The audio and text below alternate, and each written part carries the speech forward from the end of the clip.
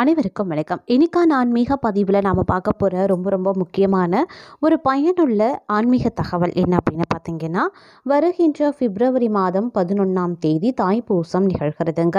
தாய்ப்பூசம் அப்படிங்கிறது முருகப்பெருமானுக்கு உரிய ஒரு விரத வழிபாட்டுகளில் முக்கியமான ஒரு நாள் அப்படின்னு சொல்லலாம்.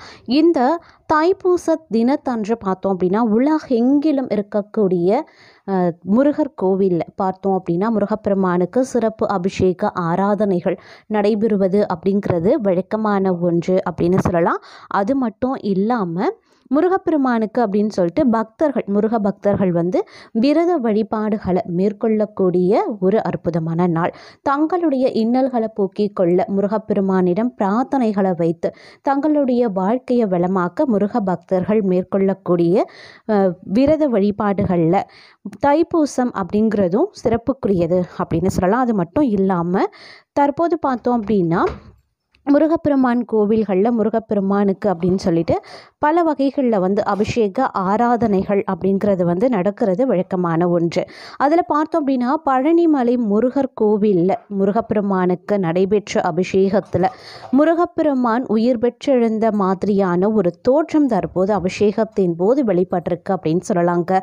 அந்த வீடியோ பார்த்தீங்க அப்படின்னா தற்போது இணையத்தில் படு வேகமாக வைரலாகி வந்துட்டு இருக்கக்கூடிய ஒரு அதிசய வீடியோவாக பார்க்கப்பட்டு வருகிறது. அந்த வீடியோ தொகுப்பையும் அதை தொடர்ந்து இன்னும் சுவாரஸ்யமான பல்வேறு அதிசய தகவல்களை பற்றியும் இன்னைக்கு வீடியோவில் நாம் தெரிஞ்சுக்க போகிறோம். ஸோ இந்த பதிவு உங்களுக்கு மிக பயனுள்ள விகிதத்தில் இருக்கும். வீடியோவை ஸ்கிப் பண்ணாமல் கடைசி வரைக்கும் பாருங்கள். வீடியோக்குள்ளே போகிறதுக்கு முன்னாடி இது வரைக்கும் நீங்கள் நம்ம சேனலை சப்ஸ்கிரைப் பண்ணல அப்படின்னா உடனே சப்ஸ்கிரைப் பண்ணிக்கோங்க. அப்படியே பக்கத்தில் இருக்கக்கூடிய நோட்டிஃபிகேஷனுக்கான பெல் பட்டனையும் ப்ரெஸ் பண்ணிக்கோங்க. சரி நேயர்களே, வாங்க வீடியோக்குள்ளே போகலாம். தை மாதத்தில் வரக்கூடிய மிக முக்கியமான நாட்களில் ஒன்று அப்படின்னு சொன்னால் தைப்பூசம் அப்படின்னு சொல்லலாம். இது பலவிதமான பிரச்சனைகள் குறைகளை தீர்க்கக்கூடிய மிக அற்புதமான நாள் அப்படிங்கிறதுனால அதிகமானவங்க தைப்பூச விரதம் கடைபிடிக்கிறது அப்படிங்கிறது வழக்கத்தில் வைத்திருக்காங்க. இது தமிழகத்தில் இருக்கக்கூடிய முருக பக்தர்கள் மட்டும் கிடையாதுங்க, உலகம் முழுவதிலையும் இருக்கக்கூடிய தமிழ் மக்களுக்கும் முக்கியமான நாளாக திகழ்கிறது. இந்த தைப்பூச திருநாளுக்கு அப்படி என்ன சிறப்பு இருக்கிறது, எந்த முறையில் விரதம் இருக்கலாம் அப்படிங்கிறத தெரிந்து கொள்வதற்கு முன்பாக தற்போது பார்த்தோம் அப்படின்னா தைப்பூச தினத்தன்று முருகர் பெருமான் கோவில்களில் சிறப்பு அபிஷேக ஆராதனை நடைபெறுவது அப்படிங்கிறது சிறப்புக்குரியது அப்படின்னு சொல்லலாம். அதாவது சிறப்பு அபிஷேகம் செய்யக்கூடிய பட்சத்தில் பார்த்தோம் அப்படின்னா முருகப்பெருமான் நேரடியாக காட்சி தருவது போல ஒரு தோற்றத்தை அது ஏற்படுத்தியிருக்கு. முருகப்பெருமானையே நாம் நேரில் தரிசிப்பதாக அந்த அபிஷேகம் அமைஞ்சிருக்கு அப்படின்னு சொல்லலாம். அது மட்டும் இல்லாமல் அந்த வீடியோ தற்போது உங்களுடைய பார்வைக்கு நீங்கள் பார்த்துட்ருக்கக்கூடிய இந்த அற்புதமான வீடியோ தொகுப்பு அப்படிங்கிறது பழனிமலை முருகர் கோவிலில் தண்டாயுதபாணி கருவறையில் வீற்றிருந்து அருள் பாலிக்கக்கூடிய தண்டாயுதபாணி முருகப்பெருமான் அவருக்கு நடத்தப்பட்ட அபிஷேக ஆராதனையின் போது எடுக்கப்பட்ட ஒரு வீடியோங்க. இந்த வீடியோவில் பார்த்தோம் அப்படின்னா முருகப்பெருமான் நிஜத்திலேயே காட்சி அளித்து நின்று கொண்டிருப்பதாகவே தோற்றம் அளிக்கிறது. உயிர் பெற்று அவர் பக்தர்களுக்கு அருள் பாலிக்கிற வகையில் பார்த்தோம் அப்படின்னா அவருடைய சிற்பம் அந்த கருவறையில் விற்றிருக்கக்கூடிய அந்த சிற்பம் தோற்றம் அளித்திருப்பது அப்படிங்கிறது பக்தர்கள் மத்தியில் பார்த்தோம் அப்படின்னா பெரும் அளவில் பரவசத்தை ஏற்படுத்தியிருக்கு. இந்த காட்சியை கண்ட பக்தர்கள் பார்த்தோம் அப்படின்னா கந்தனுக்கு அரோகரா சரவணபவ அப்படின்னு தங்களுடைய கோஷங்களை எழுப்பி ஆரவாரமிட்டு முருகப்பெருமானை தரிசனத்தையும் மேற்கொண்டிருக்காங்க. தற்போது இந்த வீடியோ அப்படிங்கிறது இணையத்தில் பார்த்தோம் அப்படின்னா படு வைரலாகி வந்துட்டு இருக்கக்கூடிய ஒரு வீடியோவாக பார்க்கப்பட்டு வருகிறது அப்படின்னு நாங்கள் சொல்லணும். பொதுவாகவே தைப்பூசம் அப்படின்னு சொன்னாலே போதுங்க, முருகப்பெருமான் குடிகொண்டிருக்கக்கூடிய அனைத்து கோவில்கள்லையுமே கோலாகலமாக விமர்சையாக அனுசரிக்கப்படக்கூடிய ஒரு விழாவாக பார்க்கப்படுது. அதிலும் முருக பக்தர்களுக்கு சொல்லவே வேண்டாம். முருக பக்தர்கள் அப்படின்னு வரும்பொழுது இந்த தாய்ப்பூசம் கந்த சஷ்டி விழாவை ரொம்பவும் பார்த்திங்க அப்படின்னா விமர்சையாக கொண்டாடுவாங்க.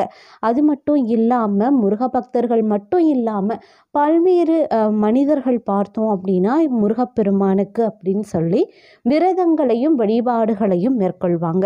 தங்களுடைய வாழ்க்கையிலே இருக்கக்கூடிய குறைகளையும் அவர்கள் வந்து தீர்த்து கொள்ள இந்த சிறப்பு வழிபாடு, அதாவது தைப்பூச விரத முறையை வந்து மேற்கொள்வது அப்படிங்கிறது இன்றளவும் வந்து பக்தர்கள் கடைபிடித்து வரக்கூடிய ஒரு முக்கியமான ஒன்று அப்படின்னு சொல்லலாம். பக்தர்களை தன்னுடைய மனதில் வைத்திருக்கக்கூடிய முருகனுக்கு உரிய தைப்பூச திருநாள் அப்படிங்கிறது பிப்ரவரி மாதம் 11ஆம் தேதி நிகழ்கிறதுங்க.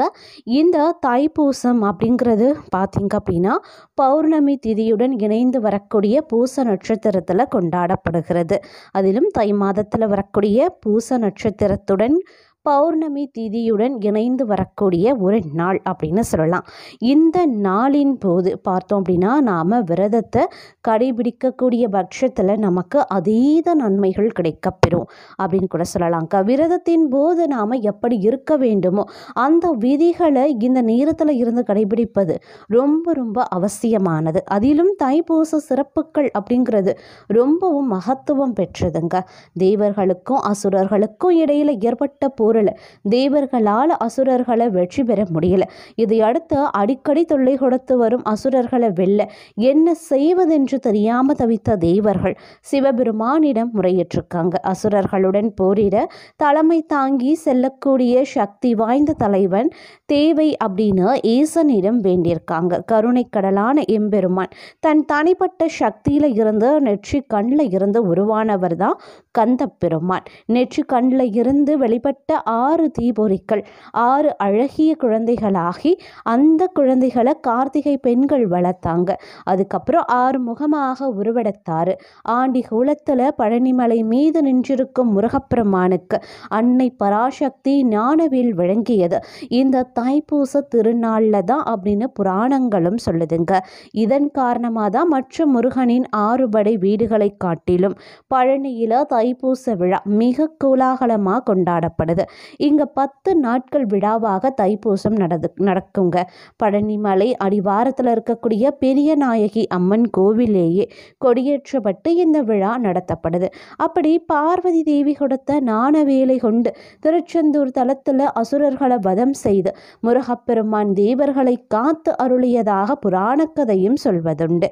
தைப்பூச நாளில் நாம் விரதத்தை எப்படி மேற்கொள்வது அப்படின்னு பார்த்தோம்னா, காலையில் எழுந்ததும் குளிச்சுட்டு வீட்டை சுத்தம் செய்து விட்டு நெற்றி நிறைய திருநீர் அணிந்து விரதத்தை நீங்கள் தொடங்கணும்.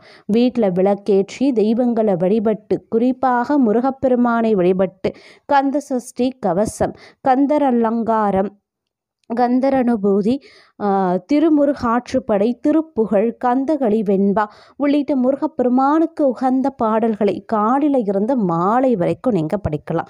வேலைக்கு செல்றவங்க அதிகாலையிலேயே பூஜை செய்து முருகன் போற்றி பாடி விட்டு வேலைக்கு செல்லலாம். எந்த வேலை செய்வதானாலும் ஓம் சரவணபவ அப்படிங்கிற திருமந்திரத்தை உச்சரித்தவாறே செய்யறது ரொம்ப நல்லது. விரதத்தில் இருக்கிறவங்க காலை மதியம் 2 வேளையும் பால் பழம் மட்டும் எடுத்துக்கொள்ளலாம். மாலை வேளையில் அருகில் இருக்கக்கூடிய முருகன் கோவிலுக்கு சென்று முருகப்பெருமானை வழிபட்டு வருவது ரொம்ப நல்லது. அங்கே கொடுக்கப்படக்கூடிய பிரசாதத்தையும் எடுத்துக்கொள்ளலாம். முடிஞ்சா காலை மாலை வேளைகளில் கோவிலுக்கு சென்று முருகன் வழிபாடு செய்து வரலாம். முருகனுக்கு உகந்த இந்த நாளில் விரதம் இருந்து காவடி எடுக்கிறது மற்றும் பால் குடம் தூக்கிறது போன்ற நிகழ்வுகளில் கலந்தும் கொள்ளலாம். இவ்வாறாக நீங்கள் உங்களுடைய விரதங்களை மேற்கொண்டு உங்களுடைய வேண்டுதல்களையும் பிரார்த்தனைகளையும் நீங்கள் வைத்து அடுத்த தைப்பூசத்தன்று உங்களுடைய பிரார்த்தனைகளையும் நீங்கள் நிறைவேற்றி கொள்ளலாம் அப்படின்னு சொல்லலாம். அதே மாதிரி இந்த தைப்பூசம் அப்படிங்கிறது வந்து ரொம்ப ரொம்ப அதிசயமான ஒன்று. இந்தியாவில் மட்டும் கிடையாதுங்க. இலங்கை, சிங்கப்பூர், மலேசியா, மொரிஷியஸ் போன்ற நாடுகள்லையும் இந்த தைப்பூசம் வந்து வெகு விமர்சையாக கொண்டாடப்படுது. தைப்பூசம் தினத்தன்று எல்லா முருகன் தலங்கள்லையும் முருகப்பெருமான் வீதியுலா வருவார். பௌர்ணமி தினத்தன்று முழுநிலவு சமயத்தில் பூச நட்சத்திரம் வரும்போது சிறப்பு வழிபாடுகள் செய்கிறதே தைப்பூசத்தினுடைய முக்கிய நிகழ்வாக பார்க்குறாங்க. அதே மாதிரி தைப்பூசத்தன்று முருகன் நரகாசுரனை வதம் செய்த நிகழ்வு ஒரு சிறப்பு விழாவாக இன்றும் பழனியில் வந்து கொண்டாடிட்டு தான் இருக்காங்க. இரணியவர்மன் அப்படிங்கிற மன்னன் சிதம்பரத்துக்கு வந்து நிறைய திருப்பணிகள் செய்திருக்காரு. அவன் நடராஜ பெருமானை ஒரு தைப்பூச நாளில் தான் நேருக்கு நேர் சந்திக்கும் பேற்றையும் பெற்றிருக்கான். பெற்றிருக்காரு.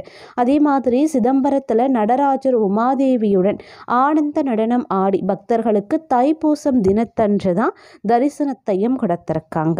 தேவர்களின் குருவான பிரகஸ்பதியின் நட்சத்திரம் பூசமாகும். அதனால தைப்பூச தினத்தன்று குரு வழிபாடு செய்கிறது மிகுந்த பலனை நமக்கு தரும். அது மட்டும் கிடையாது, தைப்பூசத்தன்று பழனிக்கு காவடி எடுத்து வரக்கூடிய பக்தர்கள் வழி நெடுக முருகனை நினைத்து பாடியபடி வருவதை வழக்கத்திலையும் வைத்திருக்காங்க. அந்த பாடல் காவடி சிந்து அப்படின்னும் அழைக்கப்படுதுங்க. தைப்பூசத்தை முன்னிட்டு பார்த்தோம் அப்படின்னா ஈரோடு மாவட்டத்தில் கொடிமுடியில் இருந்து காவிரி தீர்த்தம் எடுத்து தீர்த்த காவடியாக வருவதை கொங்கு மண்டல மக்கள் மிகவும் சிறப்பாக நினைக்கிறாங்க அப்படின்னு கூட சொல்லலாம்.